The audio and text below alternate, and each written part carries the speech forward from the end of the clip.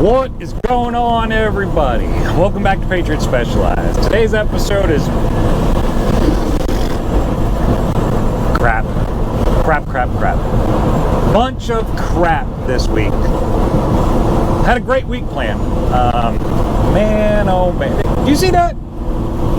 There is a fly in my truck. There is nothing worse than getting a fly in your truck. Got drivers, everybody who actually, now here we go again. Everybody who actually drives, watching the channel, that's driving truck, you know how it is, man. When a fly gets in your truck, and you can't think about anything else but that stupid fly flying around.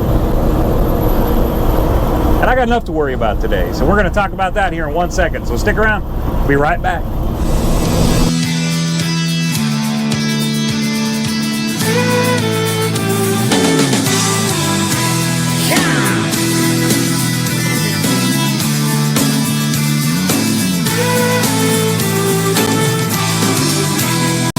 Right across these plains and prairies, Rocky Mountain highs, fade off into the distance like ghost riders in the sky.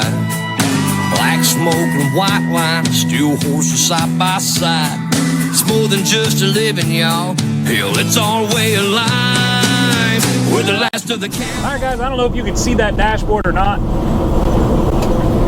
but this is not great. Not great at all.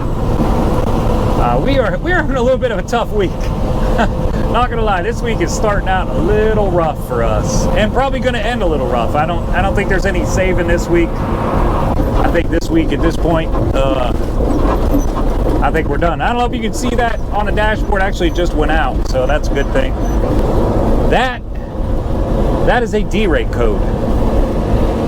Throwing a D-rate code started last night. Now this all started. Let's start from the beginning.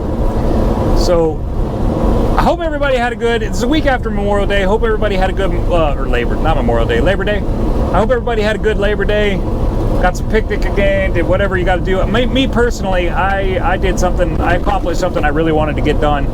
I got a container at my house that had a bunch of my stuff in it. And a lot of it was no good because it was in the container for so long. So I brought in a dumpster and got that whole container cleaned out. That was my goal for the weekend. Got the whole container cleaned out. That's awesome. So now I can have them come get the container, get the dumpster, and I got everything out of my yard. Life is good. This is the last remnants of the tree falling on my house that I've had to deal with. So last thing I think of the old tree falling that we got accomplished this past weekend. So it was a good feeling, good job, good deal. My wife and I worked diligently all weekend long to get it done, and it was awesome, and that was great. So, but we didn't, there wasn't a whole lot of relaxing for us, but whatever. It needed done, and we got it done. So, anyways, Tuesday after Labor Day, I had a drill rig and an excavator booked that was coming out of Windsor, Ohio, going to Ashtabula, Ohio. These are both super close to my house. They're about 27 miles in between the two, and I live almost smack in between them. So it was a beautiful thing. They told me the job site, it's going job site to job site. The job site told me that they didn't want me there until about noon on Tuesday. They weren't going to be able to get there. They were coming from wherever. We're going to be able to get there till 10:30 or 11 o'clock. So they didn't want me there till noon. So I got up. I did some things. Went and got some chicken feed for my chickens. Ran down, fed my chickens, watered my chickens in the morning, and then got the truck fired up. Went in, hooked to the trailer, and rolled over there. I got there about 11 o'clock to the job site. They were ready for me. They were there, and they were like, "Yeah, we can load one up right now." So I went to detach, and this is where my own stupidity comes into play. This is the one thing that happened this week is my fault, my stupidity, and I have no idea what I was thinking on this one. This was the biggest rookie mistake that I've made in a long time. But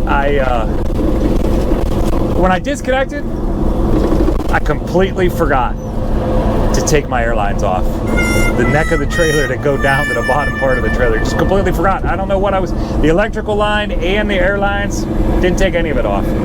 Just pulled away and ripped them things right out of the trailer, and unfortunately, the way the red line works, going from the neck of the trailer to the base of the trailer,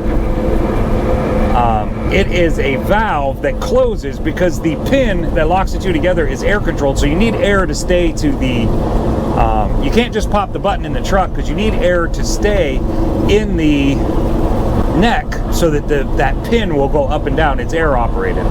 So that's what you need. So there's, where the air comes out of the neck, there's a valve, and you shut that valve, then you can take the glad hand off, take your airline off. No big deal. That leaves air on the neck, takes it away from the base. So I completely forgot to do that, and when I pulled away, that thing turned sideways, and when it turned sideways, it broke that whole housing for the air valve. There's nothing I could do with that, and I assumed that was probably going to be an XL specialty part that nobody had, and it was just going to be a big pain in the butt. So I was trying to figure out a way around it, and there really wasn't any way around it. It turns out that our shop has one. So awesome enough, the shop had one, so I called Nick, and Nick sent Eric out to fix the electrical lines and the air lines and get everything back together. Eric got there about 2 o'clock. We got it all buttoned back up and ready to go about 3 o'clock. So I moved the first excavator at 3 o'clock, dropped it up in Ashtabula, ran back there, loaded up the second excavator, ran it up to Ashtabula, dropped it, and by that time it was about 6:30. Now, earlier in the day, I had got a call on the way over there that there was a New Philadelphia to Coatesville truck chassis. Coatesville, if you don't know, New Philadelphia is right by me. Coatesville is about 45 minutes from York. I had a amphibious tank booked in York for Wednesday morning loading, so I was going there anyways, and she called me with that Coatesville, and I said, is that thing ready right now? And she said, yeah, it's ready. I said, I'll pick it up this afternoon. When I popped them airlines, that kind of threw that into mass chaos because I wasn't going to make it down there. If I would have left the job site at 6:30, I wouldn't have got down to New Philly to load it until 9 o'clock. And Bobby said he would wait, he would come back in or whatever and load me, but loading up at 9 o'clock, it just doesn't make any sense. So while I was sitting there waiting for Eric, I knew this was happening. I went ahead and found a load out of North Carolina coming right back to Ohio. So then I called the pickup for the Coatesville, and I said, hey, does it matter if I pick that up today, or would Friday be okay? And he said, dude, I don't care, Friday be all right. So I'm like, all right, I'm gonna pick it up Friday. So I got that all lined up, everything booked, you know, whatever. We're moving forward and we're making things happen still, even though I broke my airlines. Stupid mistake, rookie mistake. I don't have any excuse. I can't even blame it on somebody else. I wish I could. I so wish I could, but it is what it is. You know, things happen. So I'm like, well, I'm just going to bounce out to York. I'll load first thing in the morning, run down South Carolina, deliver it Thursday morning, reload in North Carolina Thursday noon, 1 o'clock, whatever. Be back in Ohio to deliver Friday late morning, mid-morning, late morning. Then I can run over and get that truck chassis. All is well, no big deal, no harm, no foul. I'll get it done. So I get rolling, and it was pretty late last night, about 10:30, 11 o'clock or so. D-rate. So I text Eric and I said, hey, you happen to still be awake? And he calls me and says, yeah, I'm awake. I said, can you look on your computer? Because he can see the codes from our trucks from his computer. I said, can you look and see if there's any codes coming up for this thing? Because I'm getting a D-rate code. So he looks up, he's like, nothing yet. Sometimes it takes a couple hours for it to show up on his end. So I got parked last night. Everything went away. The light went away. Everything went away. Except the check engine light was still on, which is good because that's what he needs. If there's no check engine light, it's not going to send anything to him. So the check engine light being on was good because I knew he was going to be able to see it. So this morning he texted me. It ran fine all night. I let it idle all night. Ran fine. D-rate didn't come back on. Everything was fine. I did not hear it go back into a regen. However, I was pretty dang tired last night. So it would not surprise me if I just didn't wake up when it ran. Most of the time when it goes into a regen, it'll wake me up because the vibration changes, everything changes on the truck, and it'll wake me up. And it didn't wake me up last night, but I was pretty tired, so I might have slept through it. So Eric texted me this morning. He said, this is not good. all of the codes that I'm getting are leading up to a turbo actuator being bad. And I'm like, oh man, okay. So there's nothing we can do about this. So we looked for a couple shops out there. I was in Carlisle, Pennsylvania. We looked for a couple shops out there, and nobody out there could touch me until Friday, possibly Monday. Like nobody could even look at it today. So if they can't look at it till Friday, I got to give these loads back anyways. So I told Nick, I said, I think I can get Ghost. Ghost is the most faithful truck I've ever had. This truck is so dependable on so many different levels and very faithful to me. I said, I think I can get Ghost back to the shop. Even though the situation is what it is, I think running empty, I think we can make it. Nick's like, well, bring it to us then. It's a heck of a lot less expensive, and we'll definitely get it done correctly and not have to worry about, a whole bunch of other things happening. So that's where we're at, folks. That's what we're doing right now. We are basically kiboshing the rest of this week. There's nothing I can do. By the time I get there, they won't have a chance to do anything with it today. They'll get to it first thing in the morning, I'm sure. Get it tore apart, get the new parts, get it put back together tomorrow afternoon. It might be Friday morning. Maybe I can go preload something on Friday, but it is not looking great for doing anything for the rest of the week. And to be honest with you guys, I don't know. I just don't know. I don't know if this is worth it anymore. I don't. I'm out here running on the road, and you can't have the rates being the way they are, and the way you got to run freight now, and the things that you have to do in order to make any kind of money, because these rates are so low, you can't afford to lose a day.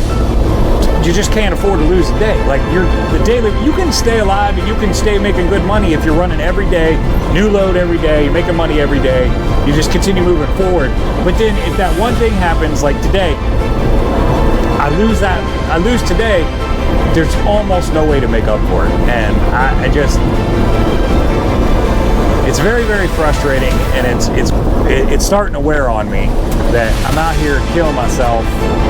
I got 2 days a week at home to get things done, and there's options for me. There's options. I don't have to be out here doing this. I like doing it. I like what I haul. I like finding loads myself. I like putting that puzzle together. I very much enjoy it. But I just don't know, guys. I am seeing so many drivers falling to what I'm falling to right now, and I may be the next one. I may be the next one that drops down and drops back and punts and does something different. I'm not getting out of trucking. Like I almost can't get out of trucking at this point. I'm almost 50 years old. This is all I've done my entire life since I got out of the Marine Corps, and I can't get out of trucking. But I might be changing up what I'm doing. I don't know. I'm going to take the next day or two, and I'm going to think about this. I'm going to relook at some stuff, and it just, I came out a couple weeks ago. I had this same feeling, and I came out and said, we're going to power through it. But I don't know. This weekend kind of proved something to me too. I'm gonna spend all weekend getting that container clean, and I didn't have a chance to mow my yard. I had to wait till Tuesday morning to feed my chickens. I didn't have a chance to weed whack. I didn't have a chance to do any of my responsibilities at home and the things I need to get done at home. I didn't have a chance to do any of that because we were so busy focused on that one thing, which needed to be done. But I burned up all the time I had to do everything I have to do at home. I burned it up doing one project that needed done, and then all this other stuff goes by the wayside. So I don't know, guys. I'm gonna take a couple days here. I'm gonna figure it out. We'll see what happens. This whole D-rate thing, you throw the rates in there and not being able to lose a day without it totally screwing up your whole week, and then you connect that or combine that with not 100% sure you can trust the truck to not have a breakdown on you. That's frustrating. It's very frustrating. So right now we are on our way to the shop. We're praying we're going to make it, saying 123 minutes to D-rate. I am at the 50-mile marker in Pennsylvania Turnpike. That puts me 50 miles from the state line, probably another 70 or 80 to get back to the yard. So I should be right there at the moment of D. Now, the interesting part about this whole D-rate thing is if I can get this light to go out on a dashboard, it stops counting down. So there are times where it's coming and going right now. It'll go out for a while, and it'll come on for a while, and it'll go out for a while. And while it's out, it stops the countdown. So until, like if it's at 123 minutes, it goes out right now, stays out for 20 minutes, it's going to come back on and say 123 minutes.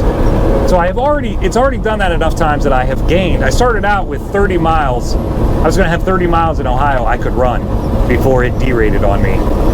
And now I have about 70 miles I can run in Ohio before it's going to derate on me. So I'm hoping that I can make this light go out. It'll give me another 20 miles or so.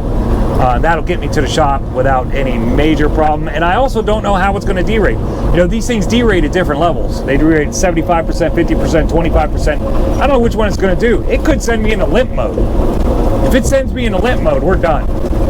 We're going to pull her over to the side and get a hook to get me the rest of the way. Hopefully that is not the case. That doesn't happen. Like I said, Ghost is the most faithful truck I've ever had. It's so dependable. It never lets me down and gets me to the shop every time. So I don't think this is going to be any different. We're going to find out. So stick around. This is, we're living another adventure every single week. Right, all right. So far, Ghost is held up.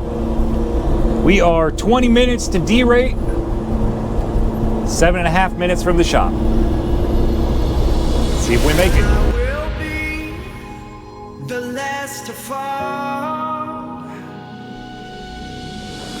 I won't shed a tear for them to see. I won't have your name to call. 'Cause I will be the last to fall. Oh, man. Take exit 21 on the right to Transportation Boulevard. The D-rate light just went out.